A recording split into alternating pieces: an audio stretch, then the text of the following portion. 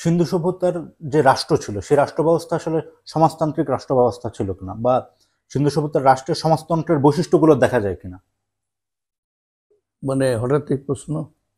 এই প্রশ্ন আসলে আপনারা তো সমাজতন্ত্র হ্যাঁ সমাজতন্ত্র তো আধুনিক আধুনিক যুগের একটা যুগের ধারণা বা ধারণা। বৈশিষ্ট্য। এখানে দেখা যায় যে ব্যক্তির আচ্ছা, ইয়েটা কম, ভূমিকা। তার জায়গায় সমাজ বা সমষ্টির ভূমিকা বেশি সমষ্টির মনে হয় ভূমিকা না? বেশি মনে হয়। এটার তো একটা উত্তর মোটামুটি প্রত্নতাত্ত্বিকরা দিয়েছেন। তাদের মতে হচ্ছে যে সিন্ধু সভ্যতা গণতান্ত্রিক ব্যবস্থা মানে প্রাধান্য ছিল বলে মনে হয়। তারা সে মনে করেন আর কি, যে গণতান্ত্রিক ব্যবস্থা প্রাধান্য ছিল বা গণতান্ত্রিক একটা সমাজ এবং রাষ্ট্র ব্যবস্থা ছিল। কারো কারো মতে প্রজাতান্ত্রিক ব্যবস্থা ছিল, রাষ্ট্রটা প্রজাতান্ত্রিক ছিল। প্রজাতন্ত্র এবং গণতন্ত্র এটা হচ্ছে সিন্ধু সভ্যতার মূল বৈশিষ্ট্যের জায়গা। এটা সাধারণভাবে এটা অনেকে মনে করেন, প্রত্নতাত্ত্বিকরা অন্তত। আমারও কাছাকাছি মনে হয় যে গণতান্ত্রিক রাষ্ট্র ব্যবস্থা এবং সেই সঙ্গে প্রজাতান্ত্রিক একটা অবস্থা বৈশিষ্ট্য ছিল সভ্যতার। রাজতন্ত্র ছিল না, এটা বোঝা যায়, রাজতন্ত্র ছিল না। তাহলে এখন আধুনিক যুগের আর একটা ধারণা, সেটা হচ্ছে সমাজতন্ত্র, অর্থাৎ সামাজিক সমতা, সেই সঙ্গে একটা রাষ্ট্রীয় মালিকানা বা নিয়ন্ত্রণ, রাষ্ট্রের নিয়ন্ত্রণটা ছিল কিনা, হ্যাঁ, এই ধরনের কোনো কিছু। তখন হয়তো সমাজতন্ত্র শব্দটাও ব্যবহার হতো না। সেটা ঠিক আছে, ওই শব্দটাই হয়তো ছিল না, কিন্তু সিস্টেমটার কথা বলছি আমি, ব্যবস্থাটা, রাষ্ট্র ব্যবস্থা। এইটা সমতা ভিত্তিক একটা মোটামুটি সমাজ ছিল। আচ্ছা, তো সেটা কি দেখে আসলে আমরা এটা বুঝতে পারছি? সেটা বোঝা যায় নগর বিন্যাস দেখলে, ধনী গরিবের যে মানে যে সংখ্যা বা তাদের যে অবস্থান, খুব বড় ধনী ওখানে পাওয়া যায় না, সেই অর্থে খুব অতিরিক্ত যে গরিব সেরকমও পাওয়া যায় না। সবাই শহরগুলো অন্তত বা নগরগুলোতে দেখা যাচ্ছে সবাই পাকা বাড়িতে থাকতো, সবাই ধনী গরিব সবাই। এবং গরিবের বাড়ির পাশে হচ্ছে ধনীর বাড়ি, যার অবস্থা একটু ভালো এবং অবস্থাপন্ন যে মানে যে ব্যক্তি বা পরিবার, তাদের বাড়ির পাশে দেখা যাচ্ছে সাধারণ মানুষেরও বাড়ি, বাসগৃহ বা পরিবার, এই ধরনের পরিবারগুলো বাস করছে, এটা দেখা যায়, বোঝা যায় আর কি। তারপরে হচ্ছে নরকঙ্কাল যে কয়টা পাওয়া গেছে, সেটা পরীক্ষা করে এরা দেখেছেন নৃতাত্ত্বিকরা, যে পুষ্টিমানের খুব একটা পার্থক্য নাই নাগরিকদের ভেতরে, বৈষম্য খুবই কম ছিল। বৈষম্য, হ্যাঁ, বৈষম্য সেভাবে ছিল না সভ্যতা, এটা বোঝা যায়। এ ব্যাপারে মোটামুটি সবাই একমত, প্রত্নতাত্ত্বিক সবাই একমত। তেমন কোনো মানে বাড়াবাড়ি রকম বৈষম্য ছিল কিছু তো সব সমাজেই আসলে থাকবে। কেউ পরিচালনা করছে আর পরিচালিত হচ্ছে, তারা দুজনে তো এক হবে না। যারা বাড়ি বিল্ডিং নির্মাণের যে তত্ত্বাবধানে আছে আর যারা ওই ইট কাঠ নিয়ে দৌড়াদৌড়ি করছে, উভয়ের অবস্থান তো এক হতে পারে না। হ্যাঁ, একটা সোসাইটিকে পরিচালনা করছে একদল লোক, কয়েক লক্ষ বর্গ কিলোমিটার ব্যাপী, 10 থেকে 12 লক্ষ বর্গ কিলোমিটার ব্যাপী একটা বিস্তৃত সভ্যতা পরিচালনা যারা করছে, তাদের অবস্থান আর সাধারণ নাগরিক বা একেবারে দরিদ্র যে মানুষ এক হতে পারে না, কিছু পার্থক্য থাকবে। যদিও আবার কতগুলো জায়গায় খুব বিস্ময়কর রকম ভাবে দেখা যাচ্ছে সমতা ভিত্তিক মানে অবস্থান। যেমন সমস্ত নগরী দেখা যাচ্ছে প্রত্যেকটা নাগরিকের জন্য পয় নিষ্কাশনের ব্যবস্থা আছে, টয়লেট সবার বাড়িতে আছে, টয়লেট। ওই টয়লেট ওখানে তো মাঠে বাজারে করার উপায় নেই, নগর প্রাচীর ঘেরা, শহরগুলো তাই। এখানে যাদের বাড়ি দেখা যাচ্ছে তাদের প্রত্যেকের বাড়িতে পয় নিষ্কাশন ব্যবস্থা আছে, টয়লেট আছে, তোমার এই স্নানের ব্যবস্থা কাছাকাছি, আর না হলে যে কাছেই তো ইন্দারা ছিল, রাস্তার মোড়ে মোড়ে ইন্দারার দেখা যাচ্ছে মহেঞ্জোদারোতে। কারো কারো অনুমান 700-র উপরে পাকা ইন্দারা ছিল, 700-র উপরে একটা নগরে, যার জনসংখ্যা 50,000 থেকে 80,000 ছিল, প্রত্নতাত্ত্বিকদের অনুমান। হ্যাঁ, তো এইভাবে নগর বিন্যাসটা বলে বলে দেয় যে সবাই মোটামুটি সমমর্যাদা ভোগ করে, মোটামুটি সমমর্যাদা সম অধিকার ভোগ করে। তাহলে না খেয়েও ছিল না সবাই, মানে একদল না খেয়ে থাকা, তার পাশে একদল ভুরিভোজ করবে, এরকম সমাজ ওটা না, এটা বোঝা যায়। এবং শান্তিপূর্ণ সভ্যতা, মানুষকে না খাইয়ে রেখে তোমার শান্ত রাখা অসম্ভব ব্যাপার।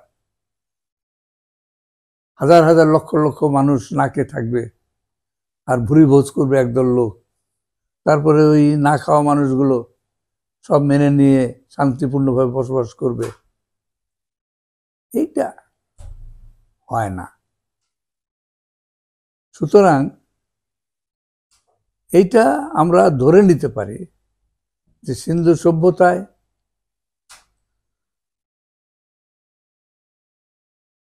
মানে এখন এটাকে সমাজতন্ত্র বলবে না কি বলবে সেটা ভিন্ন বিষয়, কিন্তু সিন্ধু সভ্যতায় নাগরিক সাম্য ছিল। নাগরিক সাম্য ছিল, হ্যাঁ, এটা বলা যায়, নাগরিক সাম্য ছিল।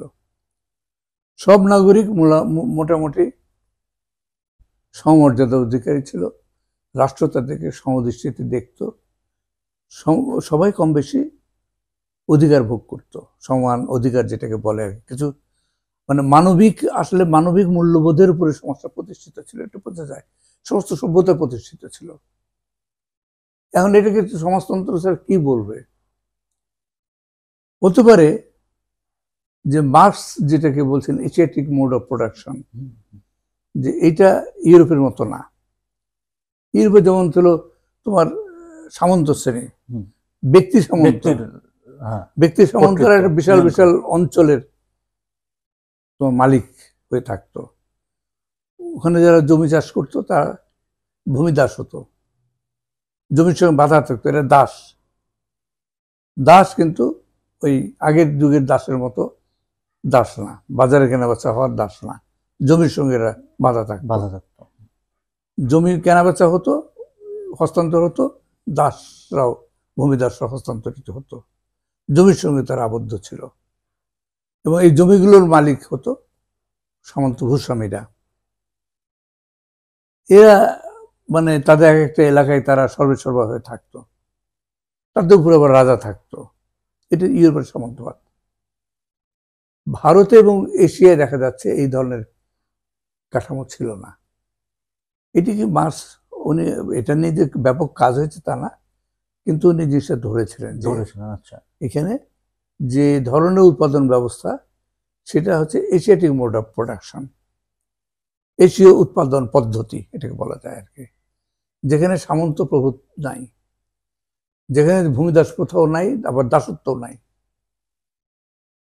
এইটাকে একটা ওনারা দিয়েছেন যে জমির মালিক কানার ক্ষেত্রে সমাজের একটা রোল ছিল, যেটা আমরা ভারতবর্ষে আমরা পাই, অবশ্য আরো নির্দিষ্টভাবে পাই পঞ্চায়েতি ব্যবস্থার মধ্য দিয়ে।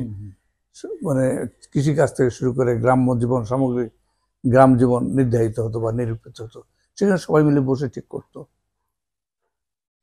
এক ধরনের সেখানে সমাজতন্ত্র ছিল বই কি, এটা এক ধরনের সমাজতন্ত্র, হয়তো আদিম রূপের, ভারতে যেটা ছিল, উপমহাদেশে যেটা ছিল। তো এইটা সিন্ধু সভ্যতা এর রুট থাকতে পারে, কারণ সিন্ধু সভ্যতাকে অতিক্রম করে ভারতবর্ষ শেষ পর্যন্ত বেরোতে পেরেছে পুরোপুরি, এটা মনে হয় না। কিছু ক্ষেত্রে বেরোতে পারে, সব ক্ষেত্রে না। এখন সিন্ধু সভ্যতায় সমাজতন্ত্র ছিল কিনা আধুনিক মানে অর্থে যদি বলি, তাহলে এভাবে নির্দিষ্ট করে বলা তো সম্ভব না। গণতন্ত্র ছিল, এটা বোঝা যায়। একটা প্রজাতান্ত্রিক ব্যবস্থা বা প্রজাতন্ত্র ছিল, এটা আমরা বলতে পারি এখন। তবে সমাজতন্ত্রের কিছু উপাদান যে সেখানে ছিল সেটা বলতে পারি। তো সমাজতন্ত্রের একটা দিক হলো যে ব্যক্তি মালিকানার অভাব। এটা কিন্তু ভারতবর্ষে অন্তত আমরা পরবর্তীকালে ব্রিটিশ শাসনের আগেও পঞ্চায়েতমূলক যে ব্যবস্থা দেখি, সেখানে কিন্তু ব্যক্তি মালিকানার একেবারেই মানে অনুপস্থিতি ছিল, ব্যাপারটা তা না। আবার ব্যক্তি মালিকানা সেভাবে দৃঢ়বদ্ধ ছিল না, যে কারণে যে ফ্রান্সোয়া বার্নিয়ার ফরাসি পর্যটক মোগল আমলে এসেছিলেন। উনি বলছেন যে ভারতবর্ষে ব্যক্তি মালিকানা নাই, সমস্ত জমির মালিক হচ্ছে সম্রাট, মোগল সম্রাট আর কি। সম্রাটের পক্ষ থেকে তো আর বিভিন্ন জন জমির ভাগ বাটোয়ারা করে, বিলি বন্টন করে, গ্রাম পঞ্চায়েত পর্যন্ত সেই দায়িত্ব সঞ্চালিত হয়। এভাবে ওরা ব্যাখ্যা অনেকেই করেছেন। তো সিন্ধু সভ্যতায় ব্যক্তি মালিকানার এত নির্জীব দশা ছিল এটা মনে হয় না। আচ্ছা, তাহলে এত সজীব একটা সভ্যতা কিভাবে গড়ে ওঠে এত বিশাল অঞ্চলব্যাপী? এবং তাদের যোগাযোগ ছিল বিস্তীর্ণ অঞ্চলে, মধ্যপ্রাচ্য, মধ্য এশিয়া, বিশেষ করে মধ্যপ্রাচ্যের এই যে ওমান, ইয়েমেন, এই জায়গাগুলোতে উপকূলবর্তী অঞ্চলে, সমুদ্র উপকূলবর্তী অঞ্চলে অনেক পাওয়া গেছে, সিন্ধু সভ্যতার সাইটস, বসতি পাওয়া গেছে। এগুলোকে কেউ বাণিজ্য কেন্দ্র বলে বা বলেন, কেউ বাণিজ্য কেন্দ্র বলেন, কেউ উপনিবেশও বলেন। সিন্ধু সভ্যতার যেটি হোক, যোগাযোগ কেন্দ্র হতে পারে, বাণিজ্য কেন্দ্র হতে পারে এগুলো। তো এই যে বিস্তীর্ণ অঞ্চলে সিন্ধু সভ্যতার যে বণিকরা যাতায়াত করত, তো ব্যক্তি মালিকানার একেবারে অনুপস্থিতিতে এতটা সম্ভব না। ব্যক্তি মালিকানা ছিল মনে হয়। আচ্ছা, তবে সে ব্যক্তি মালিকানার অধীনে সমাজ ছিল না ওইভাবে। এক ধরনের ভারসাম্য ছিল সমাজ এবং ব্যক্তির মধ্যে, সম্পর্কে একটা ভারসাম্য ছিল বলে মনে হয়, এটা মনে হয়। ফলে সভ্যতারা যথেষ্ট জীবন্ত ছিল। মানে আপাত দৃষ্টিতে অনেক কিছু পরিবর্তনহীন, কিন্তু সব ক্ষেত্রে পরিবর্তনহীন ছিল না। সমাজের সার্বিক কাঠামোটা অনেকটাই অপরিবর্তিত মনে হচ্ছে। 700 বছর আমরা যদি দেখি, 2000 খ্রিস্টপূর্ব 2600 অব্দ থেকে খ্রিস্টপূর্ব 2600 থেকে খ্রিস্টপূর্ব 1900 অব্দ পর্যন্ত, এই যে 700 বছরের যে সময়কাল, ম্যাচিওর হরপ্পান ফেজ যেটাকে বলা হয়, পরিপূর্ণ মানে হরপ্পান পর্যায়, যেটা নাগরিক পর্যায়, যেটা উন্নত নাগরিক পর্যায়, যেটা এরপরে আর কি খ্রিস্টপূর্ব 1900 অব্দের পর থেকে তো সিন্ধু সভ্যতার ক্ষয় মানে পতন ঘটে। একবারে না, একটু একটু করে পরিত্যক্ত হয়, দ্রুতই হয় এক অর্থে, কিন্তু পরিত্যক্ত হয়েছিল। মেজর যুদ্ধ ছাড়া ওই রকম ধ্বংস নাই। বোঝা যায় যে নগরগুলো পরিত্যক্ত হয়েছে। এটা আমরা কারণ ব্যাখ্যা করেছি, থেকে এটা পাওয়া যায়। ঋগ্বেদ ব্যাখ্যা করে আমরা এটা এই সিদ্ধান্তে পৌঁছেছি, আসলে নদী নিয়ন্ত্রণ ব্যবস্থা ভেঙে পড়েছিল। আচ্ছা, নদী মানে এটা পড়ে যাচ্ছিল, অকার্যকর হচ্ছিল। সিন্ধু সভ্যতার জনগণের জন্য অন্তত একটা বিরাট অঞ্চলের জন্য অভিশাপ সৃষ্টি করেছিল, সমস্যা তৈরি করেছিল। ফলে জনমত দাঁড়িয়ে গেছিল নদী নিয়ন্ত্রণ ব্যবস্থার বিরুদ্ধে। নদী নিয়ন্ত্রণ ব্যবস্থা তখন ধর্মের অংশ হয়েছিল, সুতরাং একটা ধর্মীয় আন্দোলন প্রয়োজন হয়েছিল এই ব্যবস্থাকে ধ্বংস করার জন্য।